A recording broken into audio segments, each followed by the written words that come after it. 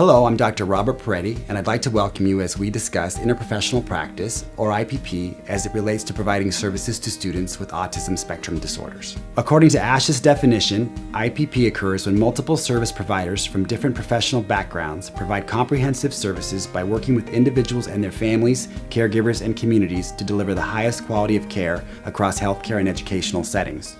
Well, those on the autism spectrum may have a wide range of communication challenges from mild to very severe. A person with autism who has severe communication challenges might even be nonverbal or nonvocal and may use an assistive device to help them to communicate. And someone on the milder end of the spectrum may be able to carry on a conversation but just have difficulties with more subtle nuance of communication. I think one of the most important things for people to understand is that even if individuals on the autism spectrum can talk and have good verbal language, it doesn't mean that they understand everything. And that challenge in understanding can lead to behavior challenges, it can lead to social challenges, and it can lead to difficulties in school, difficulties holding down a job. A speech-language pathologist is a key service provider on an IPP team for students with autism spectrum disorders. I always tell my students that the best way to start a collaborative relationship is to, first of all, let the individuals know that you respect very much their professions, that you understand the contributions that they make to the delivery of quality services. That is, in my opinion, the best way to start out an interprofessional collaboration.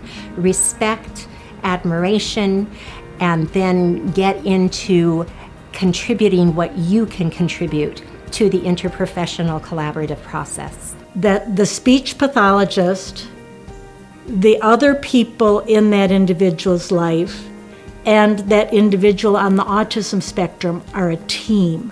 And as a team, they can work together to create some really positive results. And each member of that team has different understandings and different ways of looking at things and different ways of dealing with the issues and the challenges and the problems and the needs. And it's not like one person is right and one person is wrong. The best result comes from those three people working together to come up with a good result. So when you share this information with the team, you can say, oh, I did this, and this is where he is now. Do you think I want to keep, my plan of treatment? Is that going well? Is he making enough progress? Or do we need to come together as a team and kind of come up with something else? When you sit together as a team, you get a lot of information like, okay, I see this, or can you try this? Because I know a lot of things will help when everyone starts working together. During initial as well as ongoing assessment, the interprofessional practice approach provides some unique advantages. If the individuals involved with assessment are truly on board with interprofessional practice, there should be a seamless sort of process. And a lot of times it's really a good idea for them all to be together. Interdisciplinary assessment is a wonderful thing to do, so that as we're assessing this child, I'll be looking at speech and language, but maybe the occupational therapist will see something while I am doing that she's going to, or he is going to want to check out. So that person will just kind of join in, so that everybody is doing a truly interprofessional assessment of the child, and we're not in our little individual silos. At an initial assessment, you really have to kind of poke at a child and figure out what they are capable of. Starting as young as our very, very little ones who might not have any language or any speech, they might have very little exposure to anything. And so it's often a more intensive process to make a real picture of the child. As you go into ongoing assessment, there's a lot of consultation that takes place when you're not with the child, because you're going to do that direct service, but then I want to know what teachers are seeing. I want to know what psychologists are seeing. Even my OTs, they all get to see something different, and so I want to know what each professional is seeing from that child. The advantages of working with an interprofessional practice team are also beneficial to parents and caregivers. They get a broader perspective of thoughts, opinions, and informed opinions. Whereas if the family only hears information from one source, they may not hear it in exactly the same way. So the family benefits if we can collaborate, work together, and share ideas and hopefully meet the family's needs. It's really important that all service providers, speech pathologists, occupational therapists, applied behavior analysts, understand we're all working towards the same goal. We may have a lot of the same goals, for example, communication. However, we have to be willing to agree on how the goals are going to be addressed and how to best support the child.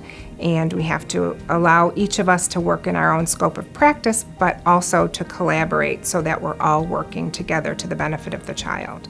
The consistent information from the different professionals, I think that helps the family heal in a sense. Sometimes families have a hard time accepting the diagnosis initially, so I think that family member benefits. Number one, it gives them an opportunity to accept the information, and this is an opportunity where I can help my child. Developing strong, positive relationships between interprofessional practice service providers is key to each client's success. And then you can reach out, you can phone, call, email, just, pick up the phone and say, hey, one of your kids, he's, I'm seeing him now. What are you seeing?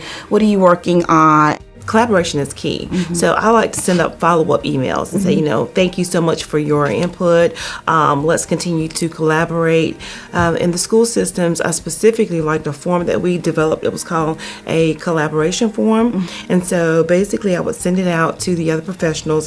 Technology has really made it easy to reach out and communicate and establish the desire and the need for collaboration for successful outcomes for our clients. It's a long process to cultivate relationships and build on those relationships, attending conferences, staying in touch by email, staying in touch by phone if necessary. So there are two keys in my mind. One is humility and recognizing that no matter how much I know, I don't know what they know. And the other one is respect. And the more we come at it as those other professionals have something to give, and I can learn from these people.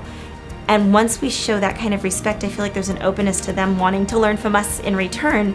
It's better for everybody.